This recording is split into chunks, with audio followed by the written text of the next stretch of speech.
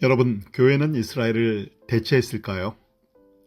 즉, 지금 시대에 교회는 이스라엘일까요? 그렇지 않습니다. 교회는 이스라엘이 아닙니다.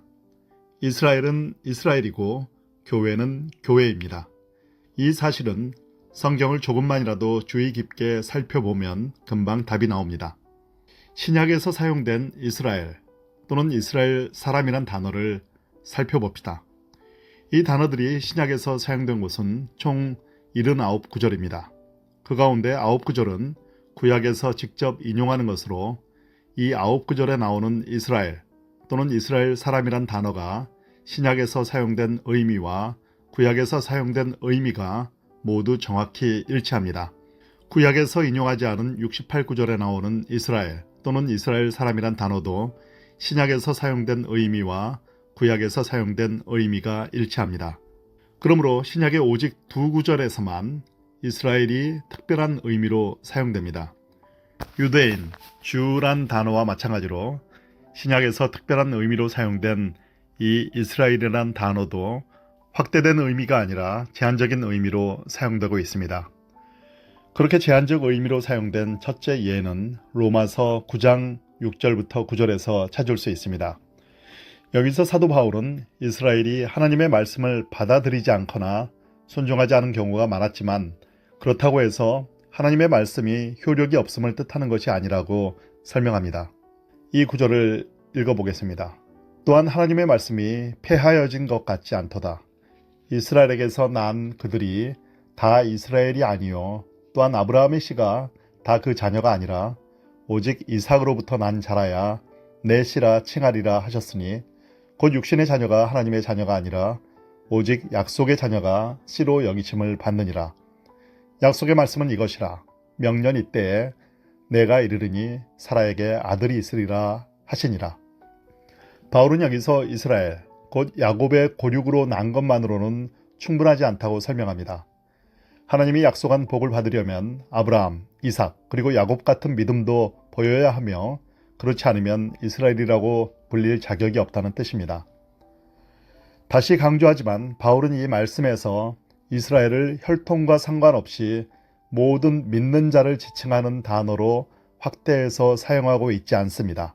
오히려 이스라엘, 즉 야곱의 후손 가운데 메시아를 믿는 자들만 가리키는 제한적인 의미로 사용하고 있습니다.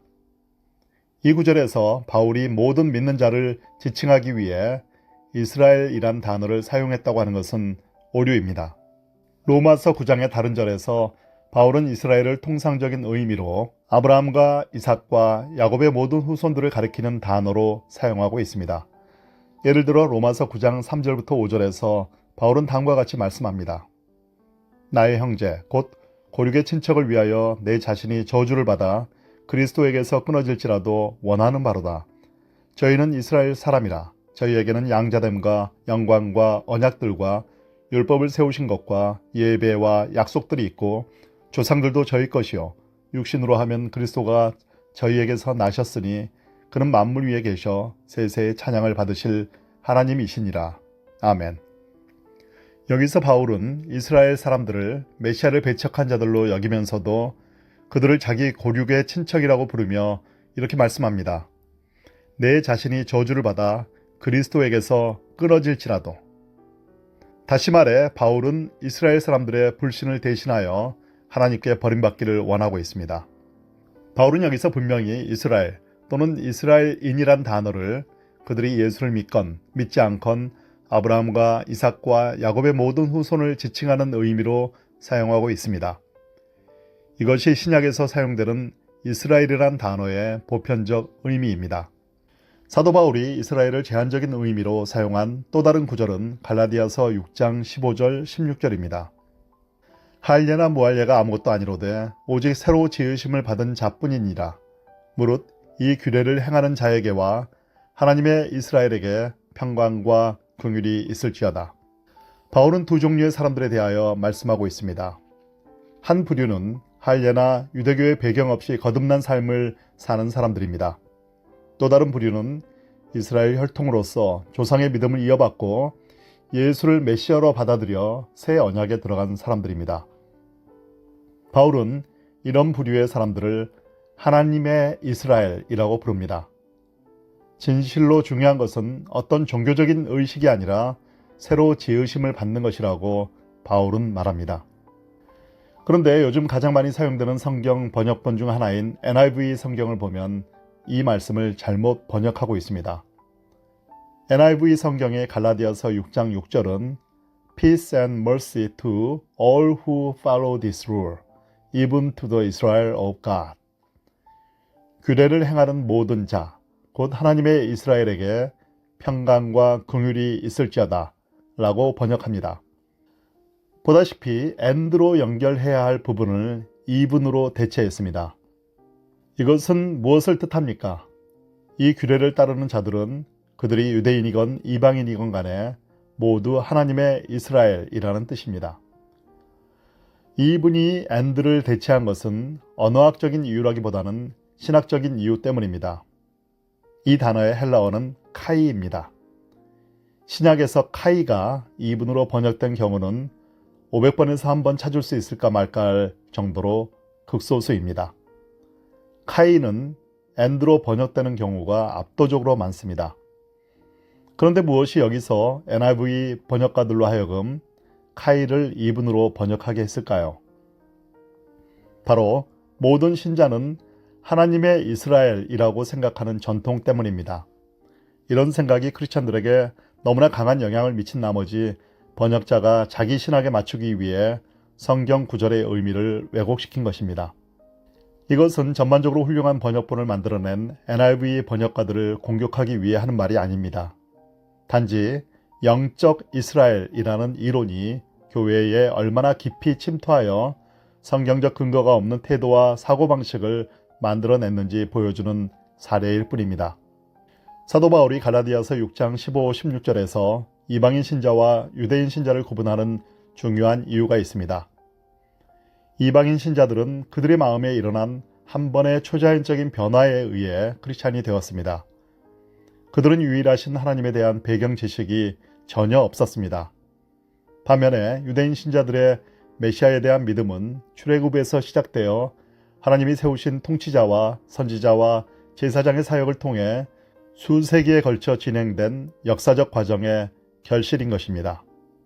신약이 쓰여졌을 당시 이방인의 영적 상태는 그 전에 한 번도 경작하지 않은 밭에 비유할 수 있습니다. 이방인의 그리스도를 향한 회심은 유대인의 전통에 의해 준비되지 않은 마음에 하나님이 직접 개입하신 역사입니다.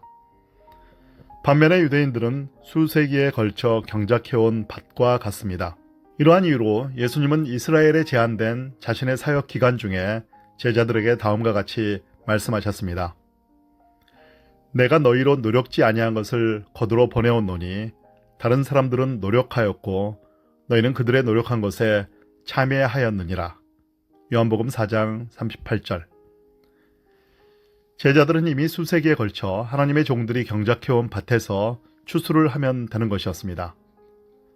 사도 바울이 갈라디아서 6장 15, 16절에서 사용한 용어는 유대인 신자와 이방인 신자의 서로 다른 배경을 구분하고 있습니다.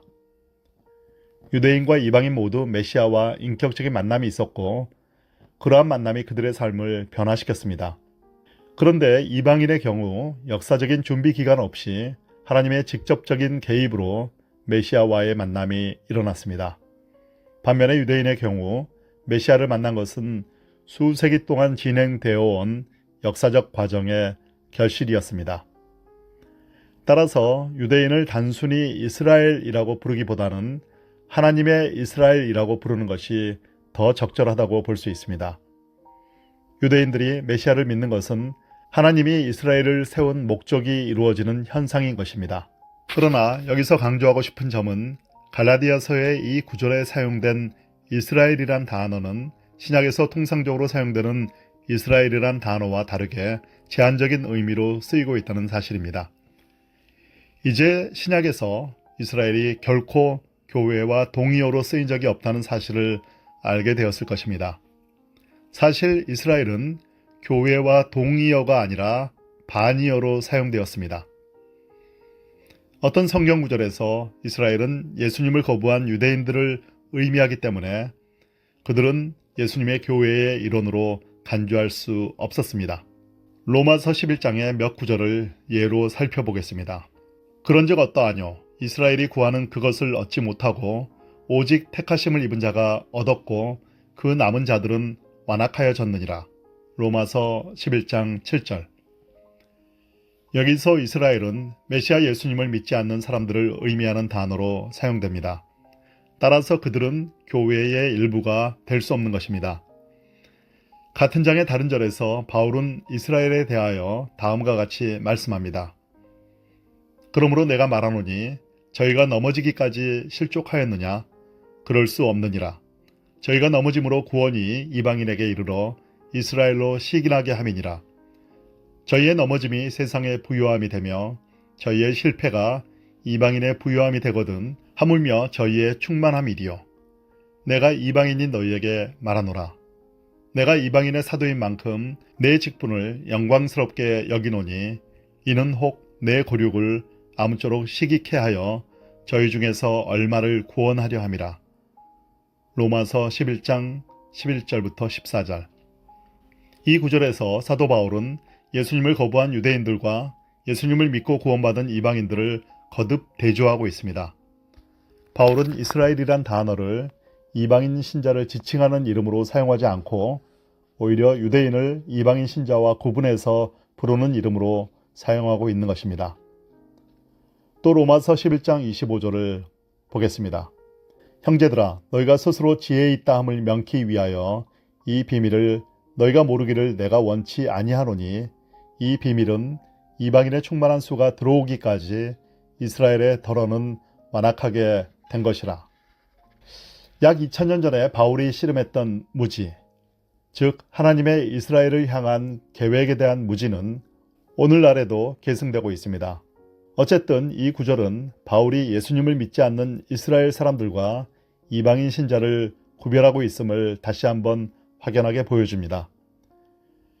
이스라엘인은 어떤 측면에서도 이방인 크리스천과 동일시되지 않았고 오히려 이방인 신자와 구별되고 있습니다. 바울은 로마서 11장 26절에서 그 앞의 말씀을 이렇게 마무리합니다. 그리하여 온 이스라엘이 구원을 얻으리라. 만약 이스라엘을 교회와 동의어로 사용한다면 교회를 구원받은 사람의 무리로 정의할 때 로마서 11장 26절은 다음과 같이 터무니없는 말씀이 되고 맙니다. 그리하여 모든 구원받은 사람이 구원을 얻으리라. 이스라엘은 이스라엘입니다. 교회가 이스라엘을 대체하지 않았습니다. 결코 이스라엘을 교회와 동의어로 해석하면 안 됩니다.